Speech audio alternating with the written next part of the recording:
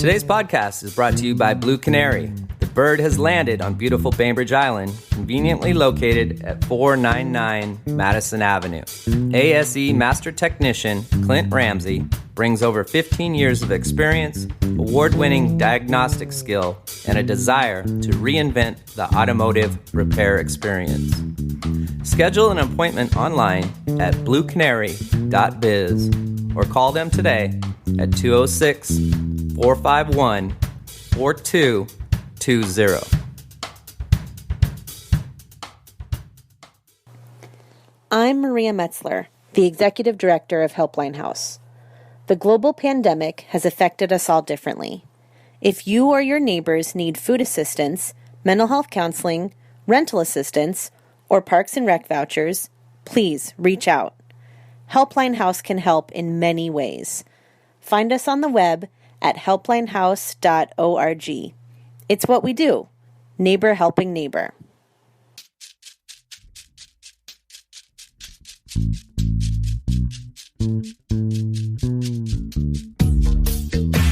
I got something for your mind, body, and soul.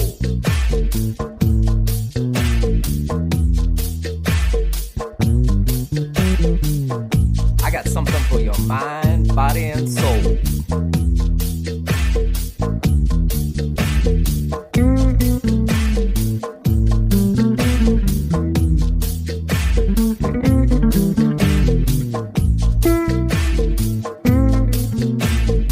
You have found the B.I.STANDER Podcast. Now here's your host with the most, Tiny Tim. What's good, Podcastville? You found the B.I.STANDER Podcast. Today on the podcast, I'm welcoming back our co-host, Joel Underwood. How you doing, Joel?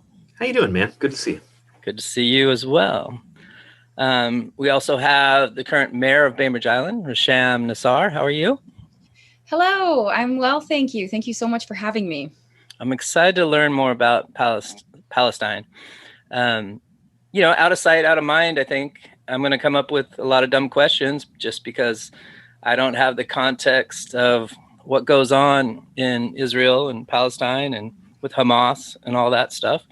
So I don't want this to be a terrible educational process, something kind of simple. And I'd also like to know more about your family's involvement and how you came to be the great mayor of Bainbridge Island. First question I would like to start with, and Joel, you can jump in anytime too. State versus country. What is Palestine specifically? Is it a religion? Is it a piece of land? Is it a state? Is it a country? All that's a little confusing from the outside in. Yeah, well, definitely. Happy to talk about this. And of course, for those listeners that aren't aware by now, I am Palestinian. I'm actually first generation American Palestinian. My parents are both immigrants from Palestine to America. So the history of the Palestinian-Israeli conflict is really close to home for me. And I grew up with a lot of kind of internal awareness of the conflict and its history, and really from both sides. So to answer your question, the Palestine is a state. It was officially recognized as the state of Palestine by the United Nations. But as United Nations, are we still part of those groups that recognize Palestine? It's a good question. I'm going to also state my disclosure here. I am not a historian by any means. I'm not an expert on the history of the conflict. Because it's so close to home and so personal, and I have lived personal experiences myself, and then also through my parents, I would say that my knowledge is less about the politics of what's happened and more about kind of the cultural and societal impacts on family. Well, let's start there. As a child with your parents being immigrants, what kind of culture differences did you encounter growing up and them as people in the workforce in America? Yeah, so I'll go back even further than my parents, because there's one strange kind of caveat to my Palestinian heritage that's a little tricky to explain, and it's surprising to a lot of people. My maternal grandmother, her name is Helen, is Pennsylvanian Dutch. My grandfather on my mother's side, he passed when I was 6. He, of course, Palestinian, had come over to the United States to attend the University of Pennsylvania, where he was earning a graduate degree in political science. So my grandfather was very politically involved in advocating for Palestinian rights, and was involved in conversations and discussions at the UN. He was also the mayor of the town that my parents are from, which is a small town in the West Bank called Deir Dibwan. Deir Dibwan? Deir Dibwan. It's spelled DEIRDIBWAN. I call it a town, but it's actually still recognized as a village. And for all intents and purposes, if you were to go visit, it would very much seem like a village, rather than what kind of we associate with being a town, a very developed town with core centers and things like that. So they met. She was I forget what you call them, the switchboard operators, back in the day. Yeah, you would have to call the operator, who would then connect you to the line you were trying to reach. That's what she did. While he was attending school, they met. Don't ask me how. I'm sure she's told me this story a million times. But they fell in love. And a few years after he graduated, and after the birth of my mother, actually, who was their third child, my mom was 4 at the time. She was born in Gettysburg. They took the boat back to Palestine, where they remained while they raised their children. And they ultimately ended up having 4 more. So my mom's from a very large family. My grandmother was the first American woman to ever live in Deir Dibwan, and maybe to ever live in that kind of general region of Palestine. So she had kind of a reverse cultural experience where she learned Arabic. She was kind of treated as an outsider, and eventually learned the trust and respect of the Palestinians in the village. So she's quite a remarkable lady and has incredible stories to tell. My father is from Deir Dibwan, so he was born and raised there. His mom was a goat herd. So just to give you an idea, like when I say village, I mean village. She kept a very large herd of goats in her home. Now her home is, and it's still standing. I actually had the opportunity to visit it 2 years ago. We went back. I think it was the summer of 2018. It's essentially carved from rock. And the way that villagers live was that the ground floor, kind of what they would consider the basement, was where the animals slept. And then above that is where the people slept. And the reason for doing that is, 1, to protect your animals at night from the risk of predators, but 2, also to heat the house. Because heat rises. Because heat rises. I don't know what it's like to sleep with a herd of 100 goats beneath you, but this very simply, no electricity, no running water. I have memories of watching my grandmother go fetch water from the well, memories of her baking bread in the outdoor oven, cooking fires, cooking meals was always done outdoors. Very interesting and very rural kind of life. Yeah, simpler time. I remember as a kid going to the well, and there'd always be snakes just above the water line. You're like, what are you doing in here? So, Rasham, you probably have family that has very, very vivid memories of the Al-Nakba, of the point at which, for people who are listening who aren't as up on the history of the region, around 1947, 1948, the British, as they so often did, decided that they knew best how the map should look, and redrew the map to the current sort of ideas of where Israel is. They were changing a lot of Middle Eastern countries at the time. And the Al-Nakba, and pardon me if I'm not pronouncing that right, but that's basically the expulsion, the movement of the Palestinian people to the current boundary lines. And for some reason, and we can talk about why that is potentially, a lot of people in the United States and all around the world, they know about the Holocaust and they know about lots of other racial and national awful things like the killing fields in Cambodia. But the Al-Nakba is something that does not get talked about a lot and doesn't really get taught in schools. And in fact, in Israel, you're not even supposed to mention it and talk about it. Do any members of your family, your parents, maybe aunts and uncles, have specific vivid memories of that time and the expulsion? And have they talked to you about them? Yes, definitely. And they have, I mean, really early memories. And I think you're referring to kind of what really marked the start of the wider Arab-Israeli conflict. Mm-hmm. And what ultimately led to about 20 years later, the 6-Day War. And my family has very vivid, I would think, memories of that because my father wasn't present there and I could talk about the consequences of that to him, but my mother and my grandmother were. I mean, that just came about because I think it was like in the late 1890s, the 1917 Balfour Declaration, really began to create that tension in the region. So when these parties can't get along, tensions and conflicts just continued to rise. And when the attempts to solve the early conflicts, failed, that kind of all culminated into that 47-49 Palestinian War. And things have just sort of escalated on and off until then. The extent of the geographic regions that are the Palestinians are assigned to has diminished, as a result of their inability to come to a peaceable resolution of the conflict. But it's very complicated and it stretches back, 100 years, if not slightly more. Mm-hmm. Yeah. And you said you had been there recently, just a couple of years ago? I had, yeah. And I went in 2018. It was the first time I brought my family and my 2 small boys. My mom hadn't been back for quite a number of years.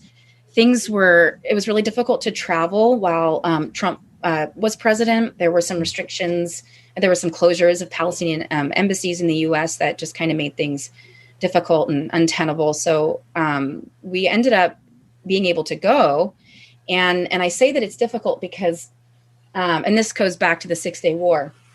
So my father was absent from Palestine during that time. He was in the United States. So my dad has put himself through a lot of different schools and a lot of different colleges and has earned a variety of degrees, ended up with a pharmacology degree. So he worked as a self-employed pharmacist for all of my life. But because he was absent during that time in which the occupiers, the Israelis, went around and did what they called a count. And I know it sounds silly, and I've talked to my mom about this. She has lived experience of this, just because it just seems a little unbelievable. But all the Palestinians that were present in the region got what's called a hawiyya.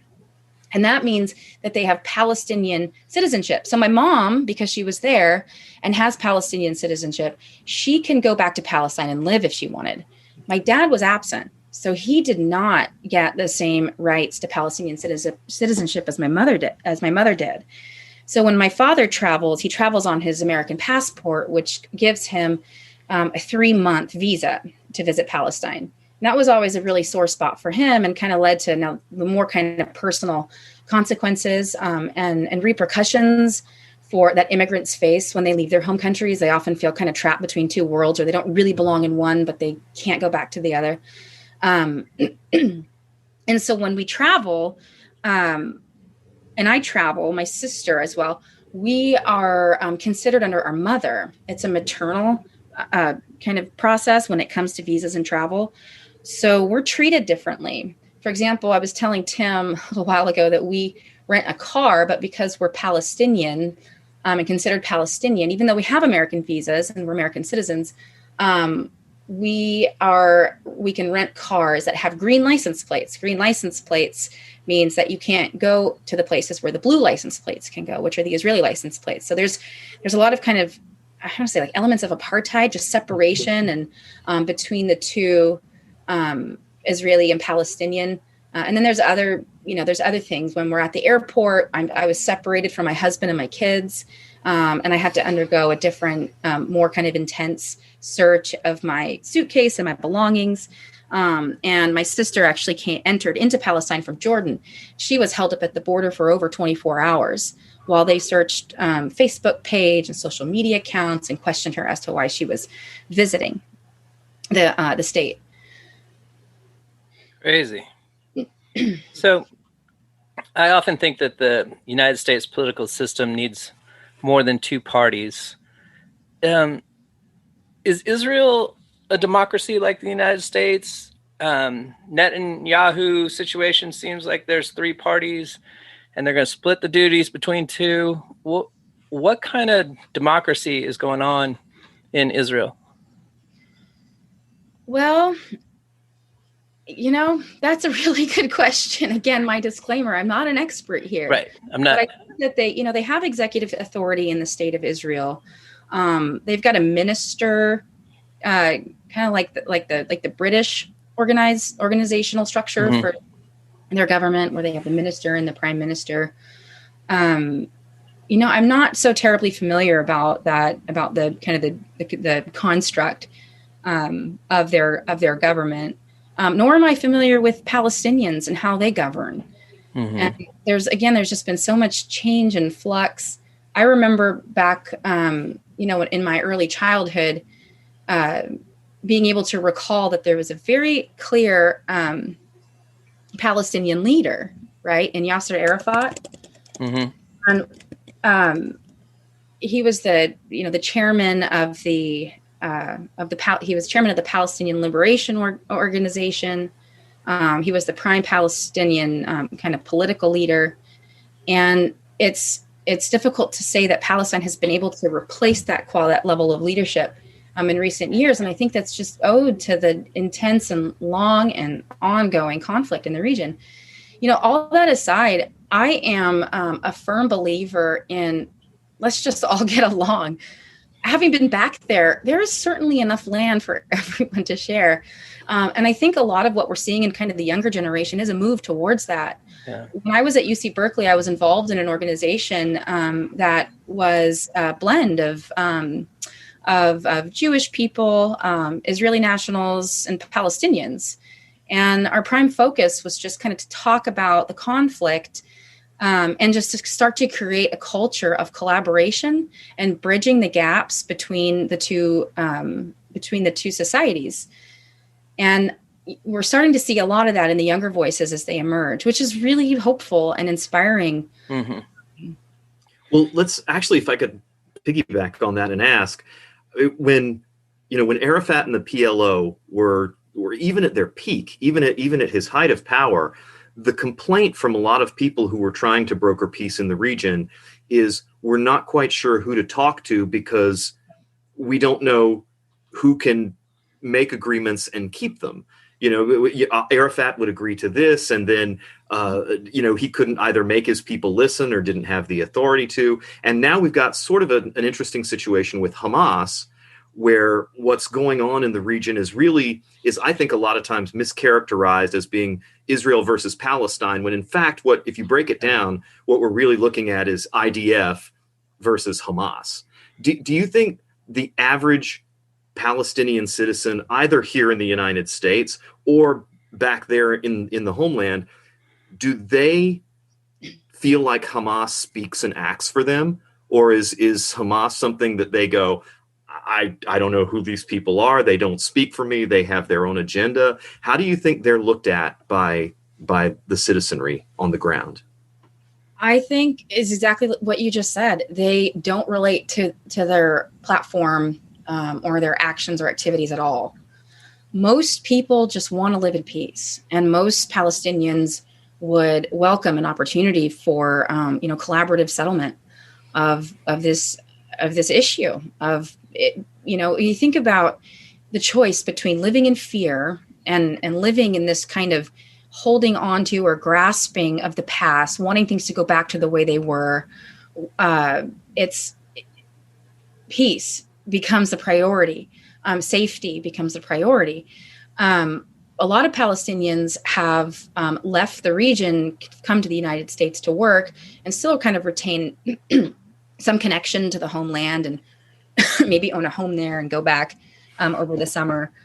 But they're not interested in the politics or the war. Most people aren't. Most people just want to live peaceably. And I find that's true with, for the other side as well. And I know that from personal experience because I've yet to encounter someone who said that they agreed with the continuation of the conflict. I think so much happens when you get, when tensions escalate to the point at which they are, the people, the proponents behind them are so much smaller than the population of the people that they think they're representing. Well said. Yeah. And it just becomes a matter of I'm right and you're wrong. No, I'm right and you're wrong. And then bombs are dropped and gunfire ensues. And who wants that? Nobody wants that. This is the most elementary question I can ask, but I want to preface it. Like, I look at it and I see Palestine land is spread around West Bank, Gaza, stuff like that. It's not a defined border. It's not a defined country. It's a state. There's Palestinian people all over the world in large increments. There seems to be multiple religions and land issues. What is the fight about in the most basic common sense? Is it about religion? Is it about land? Is it about old school thinking? Is it about a holy land? Is it about just pure ignorance? I don't know. What is it? Yes. It's everything you just said, man. It's all that stuff. Yeah. I think we should get them on the phone and ask. Exactly. Remind them that, hey, do you even have a reason for why we're fighting anymore? Because that's where I'm like, who's in charge of Hamas? Is it Kanye West I need to call or who? It's like, put a face on it for me. Give me a hotline. Give me a Twitter account, something that I can communicate with.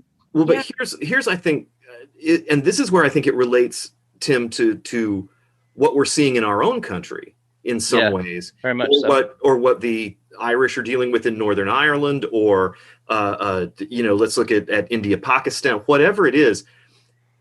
We are seeing here, as we saw on January 6th, when the extremists of any conflict grab the steering wheel, it is really, really difficult, almost impossible for the more moderate, thoughtful elements to grab it back.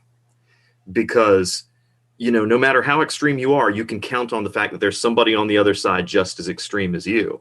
So perhaps I could ask our mayor, who has, spent some time in politics and leadership and all that stuff, how do you get the narrative back when you are more moderate? How do you get it back from people who feel so passionately, so strongly, and so extremely? How do you get control of events again? Yeah, that's a really good question. And, I can honestly say that my experience on the city council has not really included or involved a situation or scenario that even very closely mirrors or mimics this extremist attitude that you just described. I think that, passions can become inflamed. Tensions do inflame and escalate. And, there's several ways to mediate in order to resolve that. And one is just to take a break, to take a pause. But, in order to do that, you need leadership. It all comes down to leadership. If you have a leader that can insert pauses, common sense, that can listen and hear both sides of an argument, and then mediate towards an amicable resolution that considers both parties' wants and desires, I think that there's no matter so great that can't be resolved. The problem is when you don't have that in leadership, when your leaders are the extremists. Then you're right. How do the masses get control? The way that we do in America is through our democracy. People organize, right? I mean, we saw that with the Black Lives Matter movement.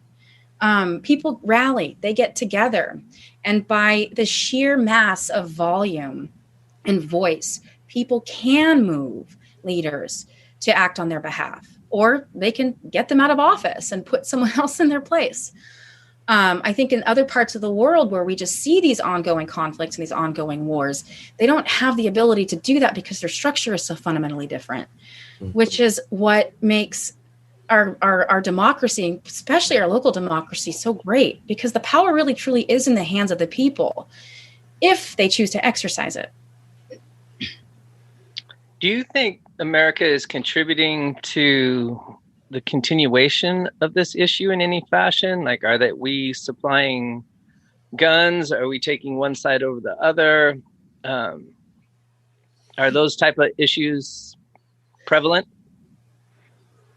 I don't know how prevalent they are. I do know that at certain points in the recent past decade, maybe 2 decades, that America has supplied military equipment to Israel. The Israeli-American relationship is pretty strong. I think, though, that the Americans have done well to include the Palestinians in those conversations. I don't know how well, and it varies, upon who's in office. I know that under the Trump administration, there were some setbacks, and there was the instigation of yet another kind of tense battle over Jerusalem. So there's been some tightened restrictions around Palestinians' ability to visit Jerusalem.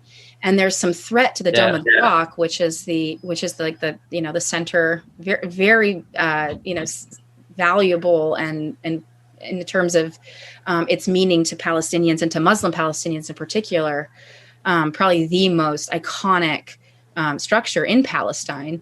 And there was some tension there under the Trump administration that there was a desire to give all or a portion of that to Israeli control. I don't know if that's still going on, but it was something that I actually learned while I was entering the Dome of the Rock to go visit it, and had a conversation with a gentleman who quizzed me on my knowledge of the Quran, which you have to pass. My mom, crash quiz there. She brought me up to speed so that I could, have the right of entry and go visit that very historic and important mosque. But I learned a little bit about the tension there too. And so that was something that was more recent. But I know that Americans have played both sides. We see pictures of presidents, Clinton shaking the hands of both leaders in the same room at the same time. So I'm sure a lot of negotiations have happened behind closed doors that have involved both parties. In terms of funding, I'm just not aware right now how much that America is providing support to Israel, if they're providing support to Palestine. I just don't know. Well, isn't this kind of where, and I'm going to use a very controversial word here, isn't this where anti-Semitism comes into play? Because nobody wants to be called anti-Semitic. And before Tim and I get hate emails and hate letters, let me be very, very clear. Anti-Semitism is real. It's out there. It's ugly. It's awful. But in the past, I think, especially in America and especially in American government, as soon as you in any way questioned Israel or the government of Israel's actions or any of their stuff in terms of settlement or anything, the first word out of the hip was, well, you're anti-Semitic. You're being anti-Semitic. Do you think that maybe we're entering now a period where, I won't say a majority, but a critical mass of people in America are starting to feel like, wait a minute, I can be, let's say, anti-Netanyahu, and it doesn't mean I'm anti-Semitic. I can be anti-settlement, and it doesn't mean I'm anti-Semitic. Is that something that maybe we're starting to see cracks in? I think so, but I would phrase it a little differently. Sure. I think that what we're seeing is a move away from that terminology, period, and a move towards just humanity. I think people are not, anti-Semitic or not, or pro-Palestinian or not. I think you're pro-human life and pro-human rights or not. I think you're for equality, equity, and fairness or not. And I would say most people generally are. And those are the same kind of threads of advocacy that we're seeing in values that we're seeing in the Black Lives Matter movement, that I have direct, interaction with through our race equity advisory committee on the island, when we think about and talk about Native American history as well. It becomes more a matter of having positive relationships with our fellow man, wanting the same for others that we want for ourselves, seeing the humanity in other people. And when you start to see that, war, pain, suffering, it just doesn't belong. So I think that's kind of where, the younger generation especially, and we've seen this, resurgence of love, the love movement, the Beatles, and it wasn't about classifying groups and then advocating for their rights over someone else. It was about love. It was about equality. It was about the end of war. That's very well said, Rasham. It, to me, blows me away. There's all these religions fighting over this land, and I feel like religion is based in kindness to our neighbor, in believing in a God of your right, your choice, higher power, whatever. There should be no negativity around, hey, you have a different belief, or you have a different belief, or you're another religion. We're all human. So I really feel like you do that human rights really needs to be the main religion for everybody. Treat people with kindness, fairness, and how you would like to be treated. Yeah, I couldn't have said it better myself. And I think that we often get stuck on the leader, the person, him or herself, the identity, right? The name, the history. And what we forget in doing that is the values that they represented, the values that they reflected. So it's not so much of a question of like following the leader, but seeking to mirror, imbue, embody the values that they led with: compassion, kindness, generosity, because you find that in every religion around the world. Yeah, and I think we need to seek out the things that we meet in the middle with more often and highlight those, because it seems like extremists seems to be the norm now. You're anti-abortion or you're pro-life. It's the extremist viewpoint. It's not everything, the 99% that we agree upon down the middle. That's not highlighted, talked about, or engaged. It's always you against me, red against blue. Palestine, not really against anybody. I should say Israel versus Hamas. Well, and not even Israel. I would, and by the way, we should say at this point, folks, probably that our goal is that this is the first half of a two-part conversation. We hope to, in the coming weeks, have someone on the air with us here who really hardcore represents the Israeli point of view in this as well. But even that is a bit of a misnomer, because as we've said earlier in the conversation, it is not if you pulled the average citizen off the street in Tel Aviv, in Jerusalem, or wherever, they would probably say that Netanyahu and Likud and the IDF don't represent me either. That they're not interested necessarily in settlement and some of the more extreme things that are going on here. Now, just in the couple of days, let's see, we're recording this as I look down at the corner of my screen here it's June 4th. It looks like Netanyahu is going to be gone. It looks like that his party has been unable, or he has been unable to create a coalition to build a government, which is how their parliamentary system works. And it looks like he is now, for the first time in decades, on his way out. Though a lot of people have gone broke underestimating Bibi Netanyahu. Do you think that the exit of Netanyahu from the stage is going to change things and calm things down? Do you think this is going to make a difference, or is it going to be same stuff, different name? I mean, that's a really good question. I think it's definitely going to bring change. What kind of change has yet to be seen. But when you still have these extremist parties that are still fighting, from a place of anger and a place of lack, that are wanting things that are just unreasonable at this point in the history of this affair. I hope that there's a leader in place soon, for both sides' sake, that is going to lead from a place of compassion and kindness, and not support or encourage this ongoing war. Change is definitely coming, though, in light of Netanyahu's apparent impending departure. But we'll see. I mean, the Palestinians have been here before. The country has seen this before, where there's a thread of hope. I think under the Clinton administration, there was movement towards signing a peace treaty, and everyone thought this could be the end, but it wasn't. So much is still outside of any leader's control, because the situation has just escalated to a point of almost no return. That said, it's really about movements of the people. And it's really about, training these younger generations, and they're actually training us on how to look at it through a lens of humanity. Both Jewish people, Israelis, Palestinians have a right to live there. And there are some people that you talk to, you ask, do you think they could ever live together in peace? And I asked these questions of Palestinians when I was on the street, in my very rough Arabic, and a lot of them said yes. And you ask the same question of Jewish Americans, or I had a conversation with some Israeli soldiers as well. They, at the checkpoints.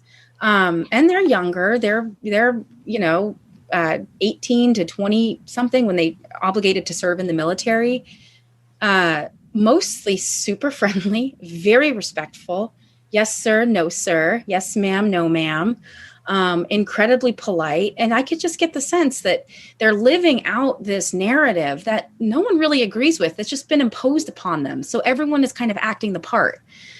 But I think as these younger generations begin to grow up and realize they have a choice and they have a say, and that they can take control over their future and really force the leaders to make decisions that are consistent with their vision for that future, a future that does not involve war, does not involve gun violence, that maybe the fences can come down. You said something that really radiated with me. You said threat of hope. And that's flipping the entire paradigm around in my mind. It's like, aren't we seeking to give people something to live for, that hope, as opposed to constant conflict? It's such an old school way of thinking. Like, it's never love thy neighbor or coexist and stuff like that. And I think the youth is really where we need to attack this situation, because they're more educated than ever. The education my son gets compared to the education I got, leaps and bounds. So now true whole history is being spoken to the kids, and they can see where things went south, and they don't want to have that continue. So I really think that thread of hope comes through the youth, and hopefully it's a glowing beam of hope. Yeah, for example, there's some, and I mentioned earlier that, counter to what maybe you might glean just from watching the news and witnessing the conflict, there's a lot of Palestinians in America. Yeah. And a lot of Palestinians are educated at American institutions. Some of them go back and live in Palestine, and they take those skills with them to help, to help lift the Palestinians and to lift the spirits and to carry that thread of hope. I learned about, when I was there, talking back about the village and coming out of this very rural life where there are still houses in existence that accommodate animals on the ground floor. Palestinian lawyers trained in the U.S. and practicing in the U.S. have provided free services to Palestinians who own land to actually register that land. And that might sound silly because we're so familiar with title and deed, and our purchase and sale of property is so documented and public records. And, we have contract law, which protects interests on both sides. And Palestinians haven't had that. They don't have that infrastructure. That's kind of societal legal infrastructure. They're just now starting to develop it, but they're developing it. And that's providing them a sense of ownership of the lands that they have, and getting them a foot in the door in terms of negotiating from a more neutral standpoint. So that's something that I witnessed that's really kind of becoming apparent in its effect to provide that sense of hope.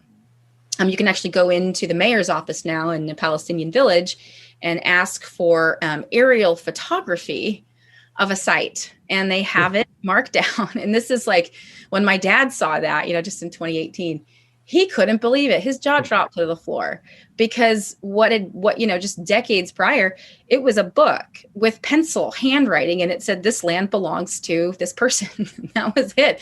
There's no computer, there's no parcel map drawn. It was just kind of it was kind of an honor system thing. Like, everyone knew that was your piece of land, and everyone knew, people knew not to touch it, kind of a thing. But it's definitely helped lifting the Palestinians, I think, into the modern era, and giving them that sense of confidence that I think they've struggled to retain.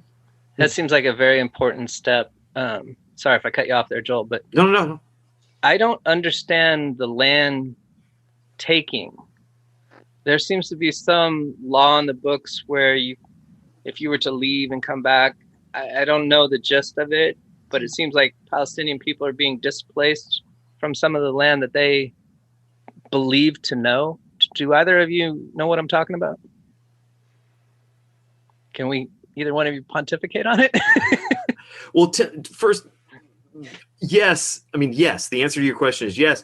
And that sort of brings me back around to what you were talking about with the idea of the thread of hope. Don't kid yourself. There are some people for whom hope and peace is a threat.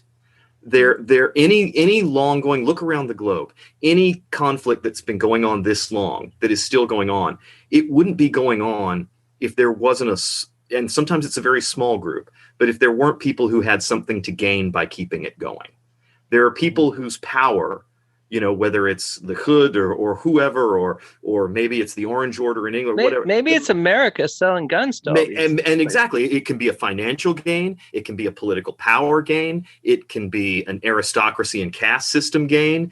It can be whatever, but there's always going to be people who, when a conflict has been going on this long, it is going on that long in part because there are some people who have a lot to gain by keeping the status quo going.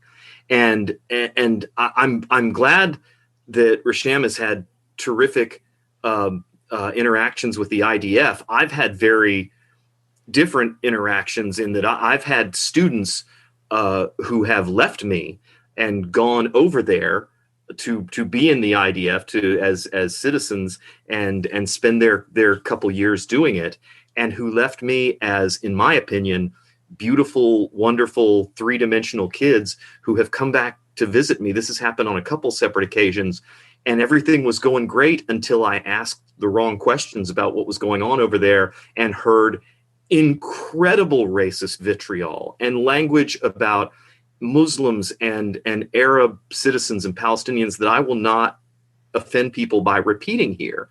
And I kind of go, what happened? Oh my God, you are not who you were when you left me. And the indoctrination there is there, and it's real, and it's strong. And I have to say, I've never worked a checkpoint and had people coming by me that I'm wondering, does this person have a bomb or a gun and wants to kill me? I can't put myself in those shoes, but it's real. And there are people and there are forces in any conflict who have something to gain by keeping it going. So I guess my question to Rasham would be, is part of sort of defusing this bomb, and it sounds like maybe at Berkeley you did some studies into this and some look into this, is the first step deconstructing it and looking at who's got something to gain by keeping it going, and how is that process working?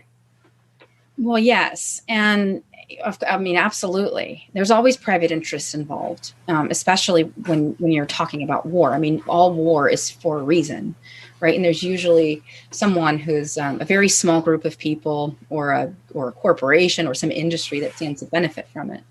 And that's pretty well known. I mean, I think I became aware of that probably during my time at UC Berkeley. When I became, kind of awakened to the realities of our world and the business of war and how much profit is made, essentially from the death and destruction. And the rebuild. And the rebuild. Exactly. I mean, it's a business for all intents and purposes. I don't like calling it that, but yeah, you definitely have private interests involved. And that's true of everywhere. That's true of everything. And we're seeing that with the Black Lives Matter movement too. this push for equity and this kind of advocacy and drive to have more people of color in positions of power. And the opposition that folks are facing to that is pretty shocking and revelatory of the problems in the inherent structure of our society, where historically marginalized populations continue to be left out of those rooms and those discussions. And there's a reason for that. And it really revolves around power, because when you're in the position to make the decisions, there's a lot of power there. Mm-hmm. And power is not something that people want to give up. Mm. I don't want it at all. What do you mean you don't want it at all? What is that? I've been around some people that are very powerful, and it's changed their whole personality and their value set. You know, it's always chase, as opposed to just be calm, love your family, love your neighbor, do your thing. You don't have to max it out to the extreme all the time. That's the type of power I'd love to have the power to inspire, but not the power to rule over someone. Does that make sense? Yeah. Yeah. No, I really like that. I think that when you have power and wield it in the wrong way, that your drive or your motivation becomes around protecting and preserving that power, which means that, you're now operating from a basis of excluding other people. That power is coming from somewhere. And it's usually coming at the expense of those that don't have equal rights or opportunities mm-hmm. that you've had, which has, landed that person in that position of power. And then it just becomes a game of protecting it. And sometimes that involves war. Well, and there's a political science school of thought that says power begets fear, because the idea is you cannot have power without then creeping in behind it the fear that you're going to lose that, and you are willing to do sometimes some very extreme. I mean, look, you guys live on Bainbridge Island, right? All around you is you've got this beautiful cultural center of what happened in World War II, when the white power structure in America was afraid, and we took American citizens, and we locked them up in camps down at the Puyallup State Fair, and we pulled American citizens from their homes, basically out of fear. And yet we were at the time arguably the most powerful country in the world. So the question really becomes, can you have power and at the same time have the calmness to not worry about whether or not you're going to lose that power or not? I mean, they say that a United States congressman, from the day they get elected, has to raise $10,000 a week to run for re-election the next time. I mean, as long as that's the case, that's why, because most of what you're doing is the fear that you're not going to keep having that power, the fear that you're not going to keep having that job. It's crazy. Yeah, I think the if you look at like who are like our most notable kind of global leaders have been, and I'm thinking Martin Luther King Jr., I'm thinking Gandhi, I'm talking about Nelson Mandela, people that have led from a place of compassion and love, where they had a lot of power, they had power of influence, but they just wielded it well because it wasn't coming from a place of fear, it wasn't coming from a place of anger, hostility. It was coming from a place of love, and having that power to them and distributing it meant sharing it. And by virtue of doing that, by breaking down those barriers and allocating that power out into the world, into the community, actually reciprocally empowered them even more. They grew even greater in influence and their ability to cause change. So we often don't think of it that way because it's really hard to trust. It's really hard to follow a path of heart when we are also struggling, and there is so much suffering, and there is a lot of pain in our world. And, especially with COVID and the job insecurity that so many Americans have faced, food scarcity. I mean, these issues are really real, and it's transitional housing. Absolutely. It's a really great challenge, but I think for the most part, a lot of people do it really well. And I especially see that on Bainbridge Island. I mean, we have these free exchange of things on social media sites. People are always willing to come and lend a hand and help. That really deep sense of community, which is primarily built upon a foundation of trust. The alternative leads to very different and very bad things. Well, you mentioned 3 people there, and the sad thing is the 3 people that you just mentioned are no longer with us. Who's out there who's doing it right? Who do you look to in terms of leadership right now as kind of your role models and people who you think are doing things the right way on a large scale? Okay, I'll tell you an embarrassing fact. But when for example, when I'm on the city council and I have to confront a really difficult debate, or I'm thinking about an issue that's contentious, I go on YouTube and I watch Obama. That's totally cool. Yeah. That's what I do, because he speaks from that place of heart. He reaches people, and he brings people together. And I aspire to be that in leadership. I haven't always done it perfectly, but when my approach to my job, my approach kind of to career, to the things that I want to do is inspired by that quality of leadership, by those values in leadership, which are good values, which take into consideration all of humanity, not just some aspect of it, leading from that place of heart.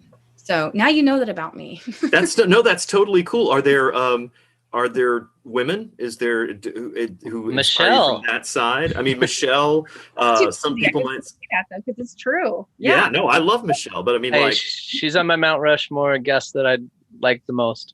Is there an AOC? Is there an Elizabeth Warren? Is there somebody who you look at as a woman and go, that she's doing it right? She's speaking for me.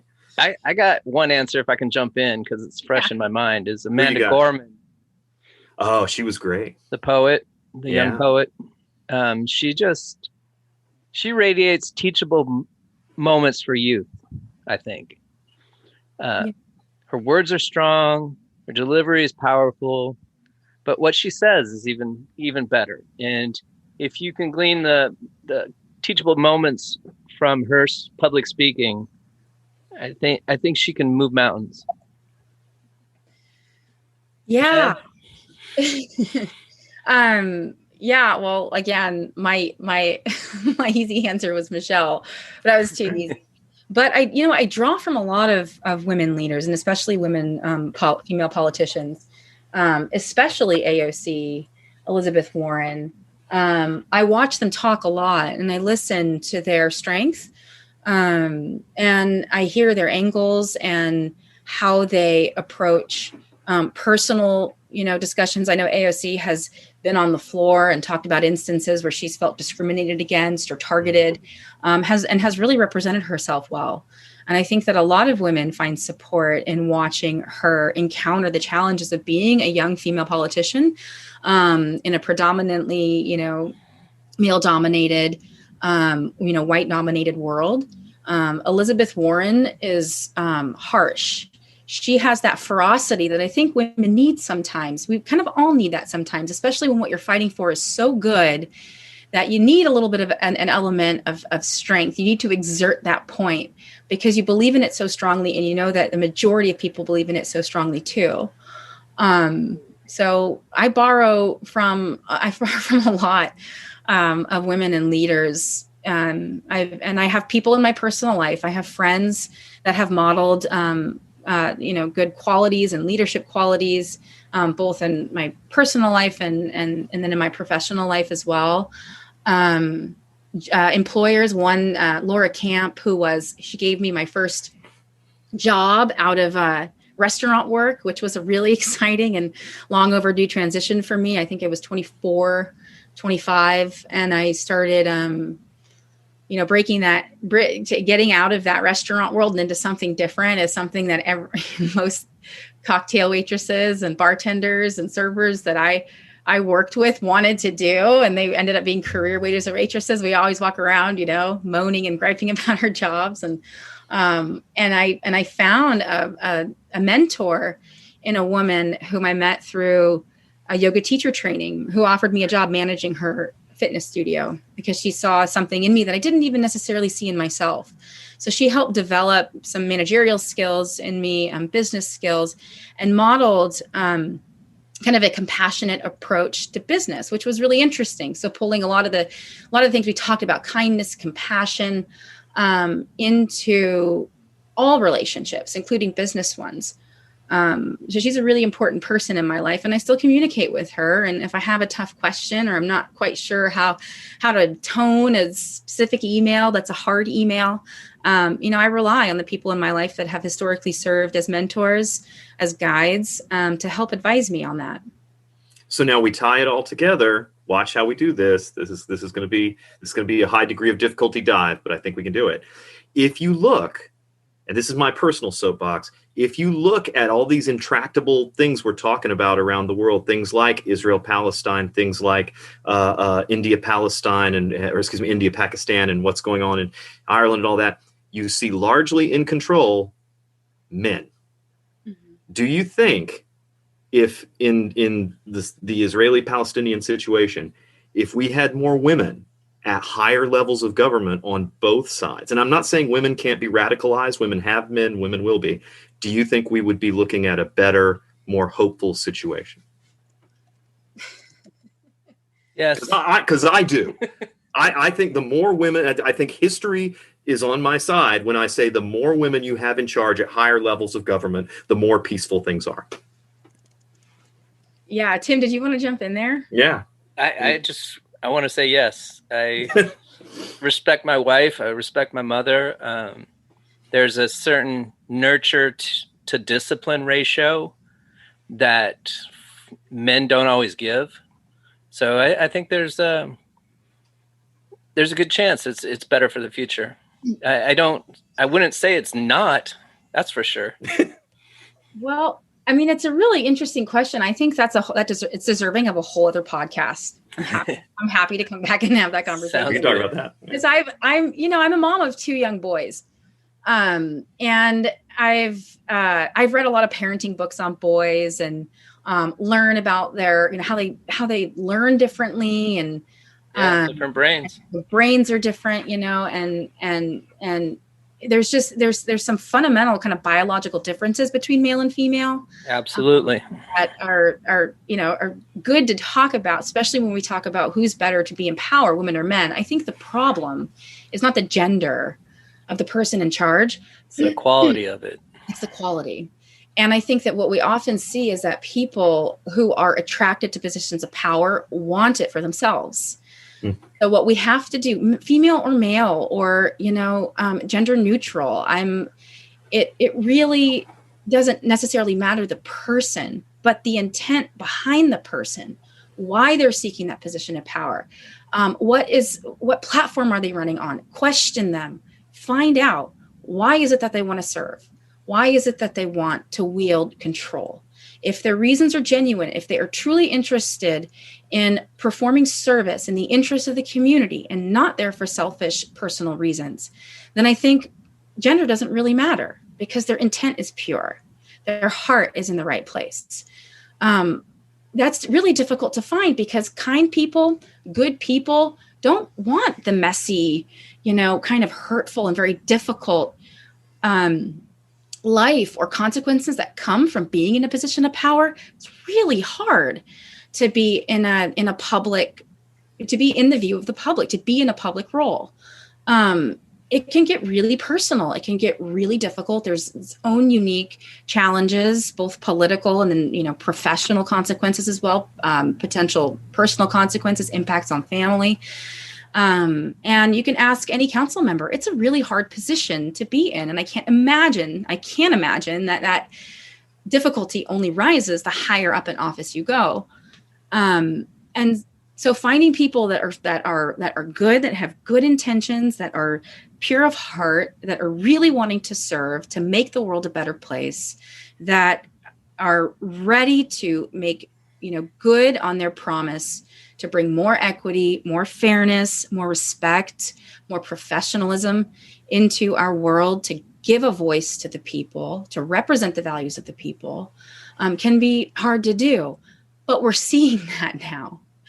the trend that I'm seeing with AOC, we have Tara Simmons over here in the 23rd Legislative District, is that people are stepping up because there's so much at stake. And we're not just talking about war. We're not just talking about, social, disputes between groups of people about discrimination, ongoing discrimination, racial inequities. We have climate change to contend with.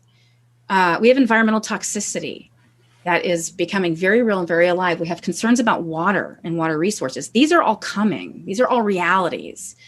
And it's so important to start to fight for those things, to have good people in place to make policies that are going to help curb some of the impacts of those realities they're upon us. And I think people are more and more inspired to say, it's worth it. It's worth it for me to do this. It's worth the risk. It's worth the harm. It's worth the challenge. I'm ready to step up and do this. And then the more that happens, the more people will follow behind them. So every time you have one of those people come into a position of power, it shows everybody else in the community, hey, I can do that too. If she did it, I can do that too. And that's been one of probably, I'll try not to cry when I say this. One of the most special parts of being on the city council has been having conversations with our youth, with high school students, with people in their early 20s that are kind of figuring things out. And when I tell them my personal story, when I tell them my background and the life that I came from and the personal challenge and adversities that I faced and how I never gave up and I kept moving forward. Yeah, there's suffering. Yeah, there's pain, but you find a goal, you pick a goal and you follow it no matter what happens along the way. You never give up on yourself and you grow because of it. Look at it like a good thing. Take the lessons from it and use them and apply them and continue to apply yourself. And inspiring those voices to the table and having them find their way into City Hall, finding their way up to that mic to comment on a piece of legislation that's before the council, I think has been one of the most rewarding experiences of service for me. That's very well said. Rasham Nassar, Mayor of Bainbridge Island, thank you so much for your time today. It was a great discussion. Thank you so much for having me. This was really fun. Let's do it again.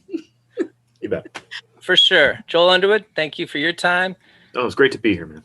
I'm looking for episode 2 from your podcast. So let's get on the road, buddy. Get there. And then I'd like to thank the nice people at Blue Canary Auto, the support I get from Helpline House, all the Patreon, Podcastville that supports the monthly show, and who's last? Mudwater. Go drink that coffee alternative. Get those mushrooms in your life. You've been listening to Bystander. Thank you. Be kind.